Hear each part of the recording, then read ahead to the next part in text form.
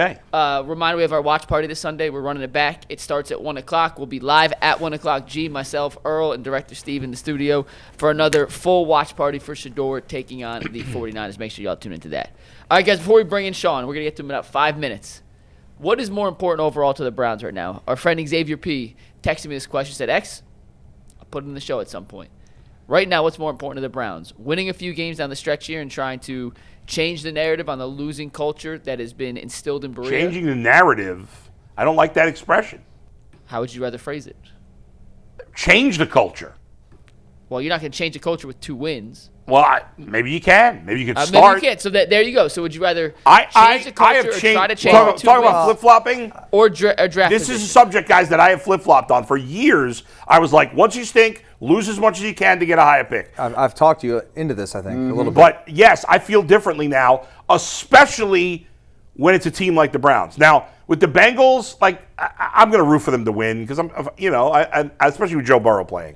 But if the Bengals lose, I don't care. They got Joe Burrow. They can bounce back next year if, their defense was not the worst in football.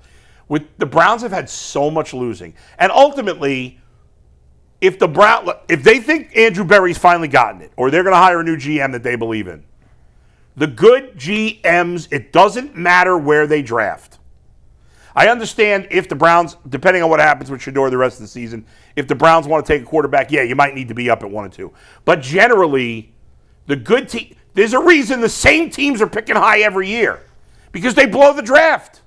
Not because, so I think this team, which has done so much losing the last 2 years, with so many young players, and next year you're going to have even more. Like, this team next year, there's going to be like 30 players that are 3 years or less in the league. Mm-hmm. You got to have some sort of winning feeling going into the offseason. So I don't want the Browns to lose out for a higher pick.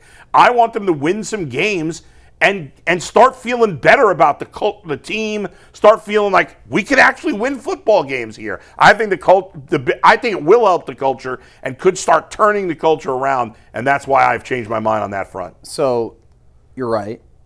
However, if Stefanski's not going to be the coach, the culture cannot be changed. That's true. You're right. So I guess if the wins help Stefanski keep his job and we like Stefanski and we think that's going to be the guy going forward, then absolutely. But if he's not the coach, all this is true. That's fair. For nothing. Yeah. For nothing. It's just hurting whether it's Barry or the new GM from having a better draft spot. And by the way, if there's a new coach and new GM, this roster, 50% of it's gone next year. There'll be a turnover. Half the roster will be gone. That's the reality. Yeah, that's true. So this is I think this is a huge point, and I think it's a very good question for the rest of the season because you find out now this is the most important part of the season right here. This is it because let me tell you something. I just saw a stat that said rookies accounted for basically 82% of all production in the game against the Raiders. Mm-hmm. That's passing, rushing, all the above, right? And if you got these guys that are major key points and major key fixtures in your offense, in your team, these games are monumental because now the biggest thing in the world, and when I was coming off my freshman year playing, the freshman year was just like you get thrown in, you started a bunch of games. And in my mind, I was like, oh, okay, now I'm getting it. I understand what y'all want me to do. Yeah. Now it's time in the offseason. Let me work on my individual game so I can actually add something to it. So Junkins has no offseason, right? He came in regular. Right. You look at Isaiah Bond, came in off the street. You look at some of these other guys. Carson Schlesinger played the entire year. That experience is invaluable.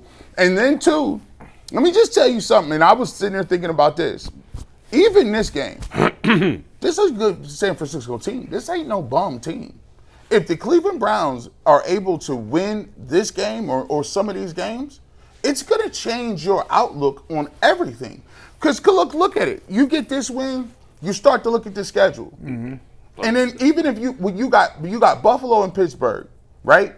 If you play them hard or you play them solid and you lose by a couple of points, but it was a high scoring affair, or you played really well, you're going to come away feeling good about it because you're like, bro, we out here playing with a bunch of rookies. Yeah. And the reality of the situation is, just like Andrew Berry could possibly save his job, I'm going to tell you something right now.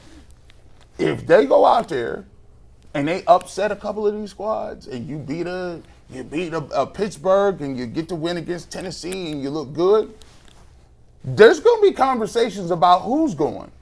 Kevin Stefanski. Isn't it ironic that Shedeur Sanders could help save Kevin Stefanski's job? Especially if he looks There's good. some people don't want to hear it, but that could happen. People think that he hates Shedeur. Which I don't believe. It's crazy. It's wild work, as Garrett would say. It's like you got to think about it, because if he play, especially if he plays well. Because technically, to be truthful, I always said the only thing Kevin Stefanski really controls now is the timeout, in fact, the challenge flag and the timeouts. Like, he is not the coordinator. He's not calling the plays. Tommy Reese is calling the plays. Yeah. I've always said. But he's obviously still involved in the offense. I mean, yes, but you got to think about it. If Tommy Reese plays well, or they play well, and Shedeur looks good, that's the more influence Tommy Reese got. Because they're going to say, I'm a first-year coordinator. He's going to have opportunities to go to other places. He's going to be well thought of.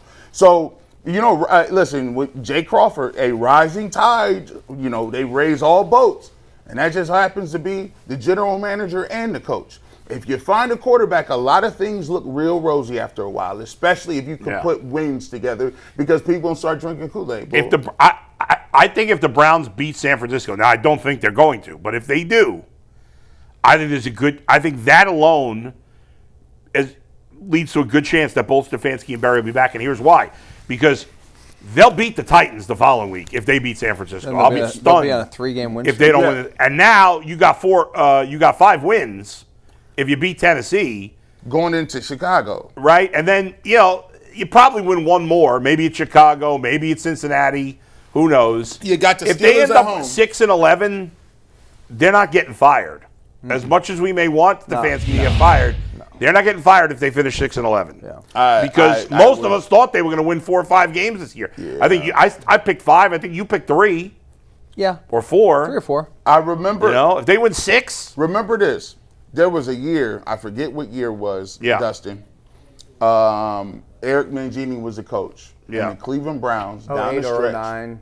Yeah. Right. They won 4 games. Yep. And Eric Mangini kept his job. They got fired the next year, right? Yeah, they ended up winning that Jets game at the end. Yeah. They gave him 4 games in a row, and they kept him. And they started terribly the next season. Fool's gold.